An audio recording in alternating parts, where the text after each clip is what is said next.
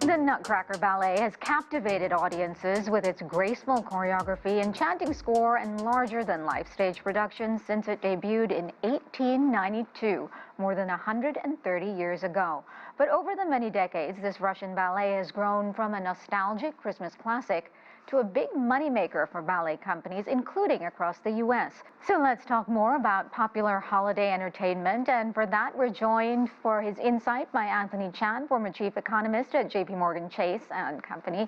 Anthony, welcome back. Thanks for joining us. I have to say, when I saw you were going to be our guest, I had a big smile on my face. You're a man of very diversified talents. So let's talk about holiday entertainment. Now, on average, the Nutcracker accounts for about half, 48% of the revenue for U.S. dance companies. Highly lucrative, but are there any risks involved, do you think, on being so reliant on just one source of revenue?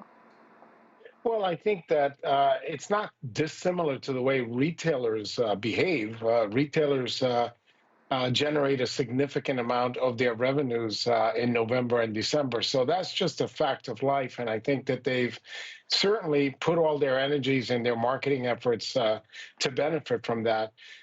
We know that during the holiday, people want to attend shows. And so whether it's a Nutcracker or whether it's Mariah Carey's Christmas tour, or whether it's Andrea Bocelli's Christmas show, or in fact, even the Rockettes in New York City. These are things that people do in November and December, and they've been doing it for a long time, and they're not stopping.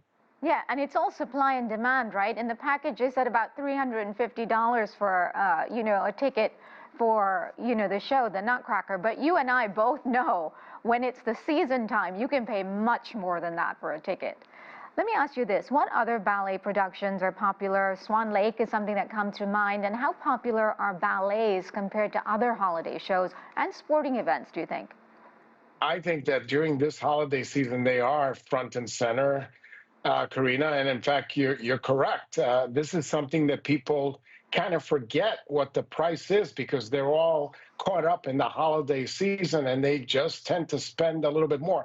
And let's not lose sight of the fact that certainly over the last couple of years, we have seen that even retail spending is shifting more towards experiential or experiences that people enjoy. And this type of activity, whether it's a ballet or whether it's a show and with a holiday slant, this is exactly what people want to do during the holidays. And guess what? These ballet theaters understand that, and they are, in fact, taking advantage of it, and people are having fun doing it. Absolutely. How much money does holiday entertainment bring in each year for things like vendors, theater, and ballet companies?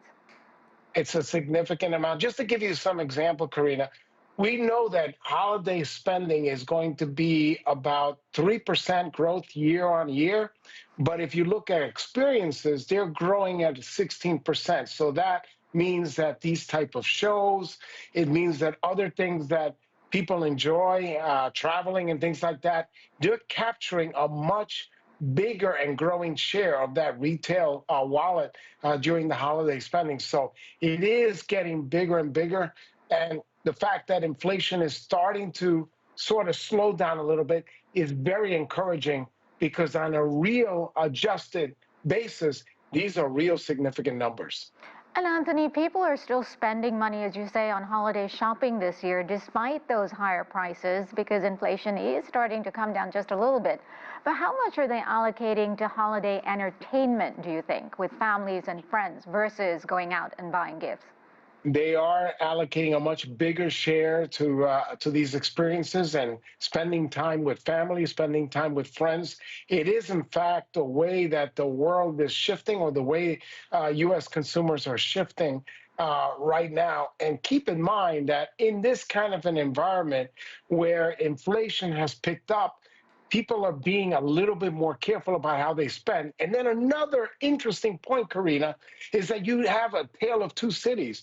You have sort of the upper income individuals and maybe the upper middle class spending a lot more, and the lower income and the middle class sort of tightening their belt, looking for values and things like that. They're spending, but they're not spending as much as the other groups are. I mean, it's so expensive for a family of four to go and see something. Like, I love going to see the Rockettes at Christmas, but I have to do it every couple of years or every third year because it really does add up. Oh, absolutely. And that's exactly what's happening in many other aspects or segments of retail sales. You are seeing, in fact, two different groups emerging. And that's why at the upper end, these ballet activities and these ballet theaters are, in fact, capitalizing upon that upper income individuals that are benefiting from the stock market going up, from Bitcoin going up, housing prices going up. Again, that huge increase in wealth.